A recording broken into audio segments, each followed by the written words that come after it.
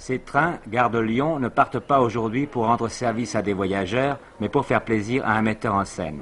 Celui-ci, en effet, Billy Wilder, est venu tourner chez nous un film dont le titre français n'est pas encore arrêté, le titre américain « Amour dans l'après-midi » étant, paraît-il, inaudible pour nos chastes oreilles.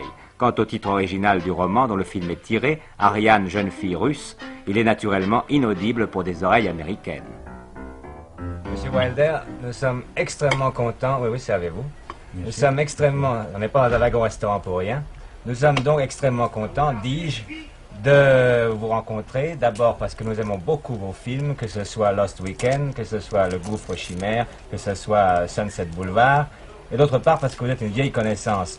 Avant, en effet, de devenir un grand metteur en scène à Hollywood, vous avez été un grand metteur en scène, un écrivain européen. Vous êtes d'ailleurs d'origine européenne. Oui, je suis d'origine autrichienne. Origine autrichienne. Et vous avez d'abord travaillé en Allemagne. J'ai travaillé en Allemagne comme journaliste, après ça j'ai écrit des scénarios et après... Vous avez notamment fait des scénarios d'Émile et les détectives. Oui, et des autres. J'ai écrit des scénarios jusqu'au moment où M. Hitler est arrivé. Oui, je suis parti pour il a écrit Paris. Un autre scénario, lui. Oui. Vous êtes parti pour Paris. Pour Paris et j'ai écrit et j'ai fait la mise en scène d'un film ici à Paris. Après ça, je suis allé en Amérique, où je travaille maintenant. Bon, mais vous ne travaillez pas maintenant en Amérique, puisque vous êtes à Paris, c'est là que vous avez... mais j'ai fait un film américain à Paris en ce moment. C'est ça. Comme le film se joue à Paris. Pourquoi est-ce que vous êtes venu justement à tourner à Paris? Parce que vous êtes venu dans nos studios, pas seulement pour les extérieurs. Est-ce que vous n'allez pas me dire quand même que les studios français sont plus confortables et mieux équipés que les studios américains? Ils sont très bien équipés, ils sont très confortables. Mais ce que intime, je voulais, hein? Oui, intime, ce que je voulais trouver en France, et je l'ai trouvé, je peux dire qu'on a presque fini le film maintenant. L'ambiance est différente. Si on tourne même dans un studio et pas sur les rues de Paris, quand même l'architecture, les acteurs d'ambiance et tout ça, ça vous donne l'atmosphère française. L'atmosphère française d'un film qui est tiré d'un livre qui s'appelle Ariane, jeune fille russe, je ne comprends pas très bien. Ariane, jeune fille russe, c'est un vieux roman par Claude Anet, qui était suisse, mais il a écrit dans la langue française. Vous savez, en France, on lit surtout les romans étrangers, les romans américains. Alors oui. Vous, en étranger, vous lisez les romans européens, français ou suisses. Alors, quelle est l'histoire exactement? L'histoire, je me rappelais de ce roman, et on a fait, comme vous savez, le film il y a 30 ans, en deux versions, en allemand et en français. Je me toujours rappelé de ce film. C'était très très fort, très romantique. Et en cherchant un bon rôle pour Audrey Hepburn, avec qui j'ai fait Sabrina, je me rappelais de pas d'Ariane. J'espère que les gens qui se rappellent du roman ne sont pas très malheureux que j'ai changé beaucoup de choses, parce que le roman a été écrit en 1923 ou 4, où il y avait une immigration russe. Il n'y a plus de jeunes filles russes, sauf les jeunes filles qui travaillent dans les consulats russes. Oui. Alors on a fait une fille française, parisienne. Oui, les jeunes filles russes ne conduisent pas les taxis chez nous. Non, oui, c'est ça. Ce sont les vieux comtes, les vieux ducs russes qui ont... Archiduc, grand-duc. Oui, grand-duc. Oui. Et le film se joue à Paris. On a inventé le pas de père d'Ariane, qui n'existait pas dans le roman. Il sera joué par Maurice Chevalier. Maurice Chevalier, il est un détective privé.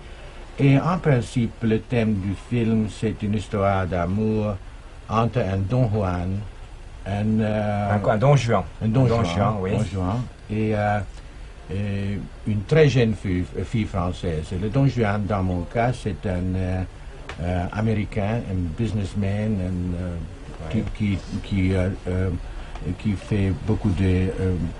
il est partout, il fait beaucoup de business au tout le monde. Oui. Et par sur le marché, trouve le temps d'être Don Juan. Don Juan, c'est ça. Les Américains sont très forts. Ils sont assez forts, oui. Pas moi, mais le type à ma droite, il est très fort.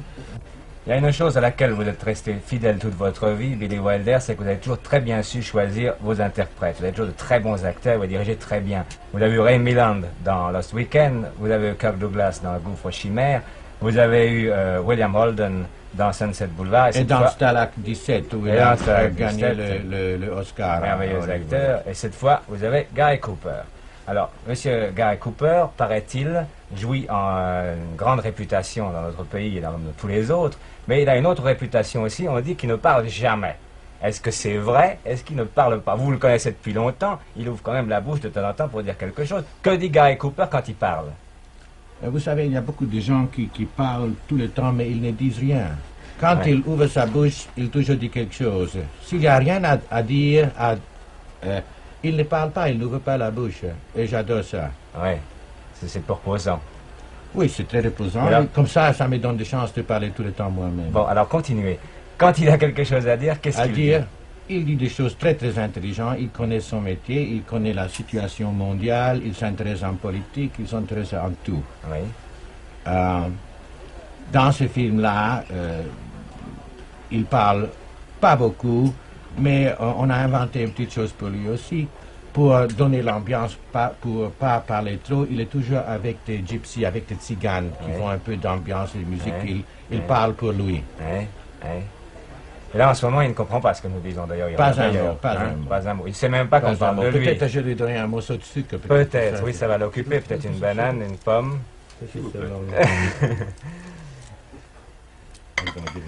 Bon, vous le connaissez depuis très longtemps? Oui, c'est la première fois que je travaille avec lui comme metteur en scène, mais j'ai écrit 2 films pour lui avant. Oui. C'est La 8e femme de Bar-Bleu.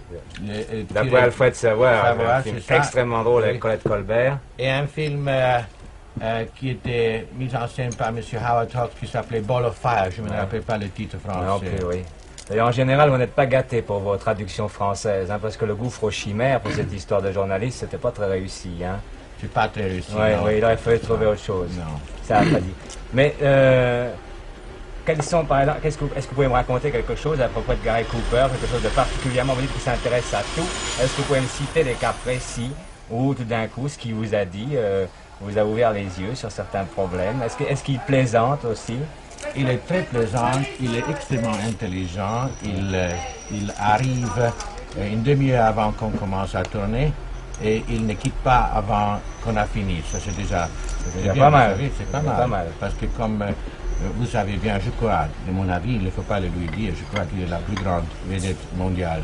Je crois très sincèrement. Et il peut jouer des parts tellement différentes. Je me rappelle, vous vous rappelez aussi, quand il a joué un soldat de la Légion étrangère au Maroc, avec Marlène Dietrich. Il a joué des cow-boys 1000 fois.